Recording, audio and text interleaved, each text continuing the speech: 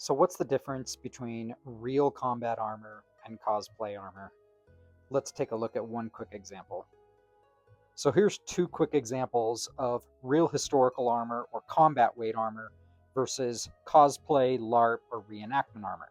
So what we have here is an aluminum chainmail coif with the full head covering and a leather tie on the back just to keep that tight. More traditionally, also keep it a little bit away from the eyes.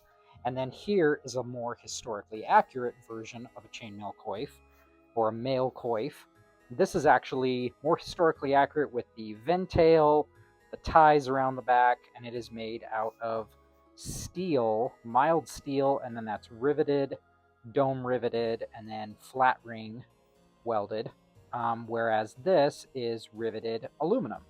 So here's a quick way to see the real noticeable differences. Okay, so besides just the material that it's made out of, the first thing we're going to do is we're going to weigh that aluminum mail coif, and that comes in at 2 pounds 15 ounces. Okay, for the more historically accurate mail coif, we're looking at 5 pounds 15 ounces. So it's 3 pounds heavier than the aluminum. And that's one real noticeable difference between the two. Okay, so while it's really fun to have this living history project of actual, more historically accurate mail, and it's actually really fun to kind of put it together and see it as a kit, for everyday use, the aluminum is really hard to beat.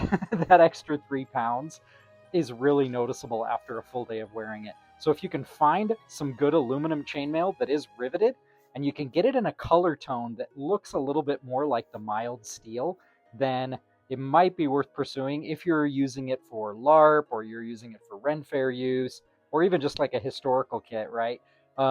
You can use this for combat depending on what it's used. You want to make sure probably that it doesn't take a huge amount of abuse because those aluminum rings simply just cannot take the beating that actual steel can. But kind of a little bit of a difference just to see in the weight there.